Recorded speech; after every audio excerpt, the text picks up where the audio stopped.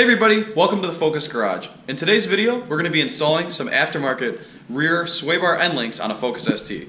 Well, these are stock ones, but we have the massive speed performance adjustable rear end links.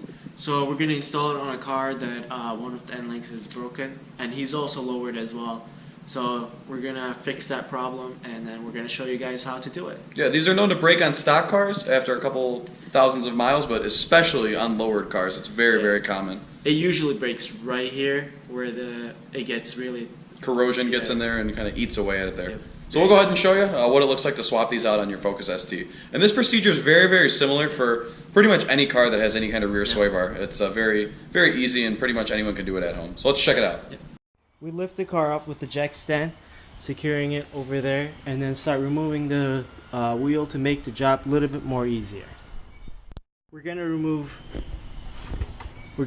this bolt right here, and since it's already been broken over here, we don't have to remove it. But yeah, you can see it's really lousy design. You can upgrade these with either Massive or there are other companies out there that makes these rear end links. So we're gonna start with this bolt right here. It's a 14 millimeter. I tried to put the deep socket, didn't fit, so we're gonna use a ratcheting wrench 14 millimeter to take that off.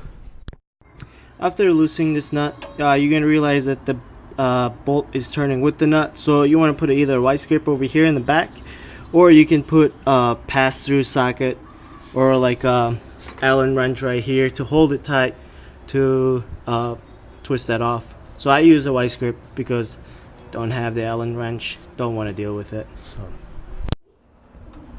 and put it like this, drop this bushing, and then use one of the nuts over here to secure it.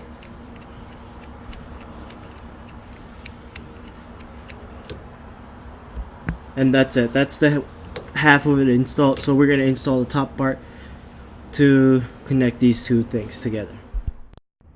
So you install the top part, making a sandwich between the two spacers over here with the nut, and there's another nut over here in the back. And then you thread the long stud into the housing over here.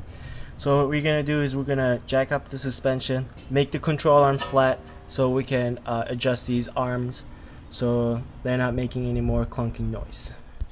After jacking up the car, making sure that this lower control arm is almost parallel to the road as possible.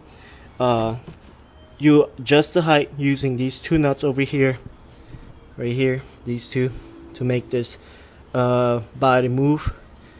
So either this side will go out or go in, and this stud will go in or go out.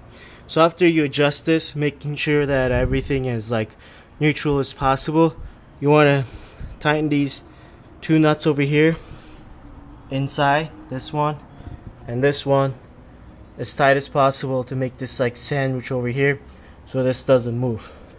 So after you're done, you complete your rear sway bar end link adjustable. So that's it. You repeat the same procedure on the other side.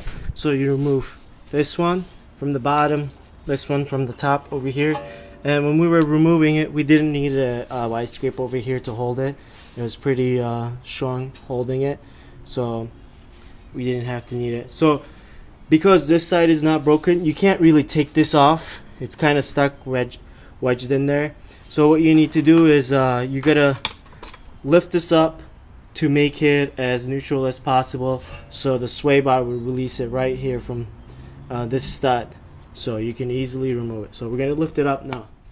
After lifting it up, if it's still not moving, it's giving you a problem even though sway bar is kind of in the neutral. We're gonna use a little problem solver over here. We're gonna tap it a little bit and see if it's gonna release it.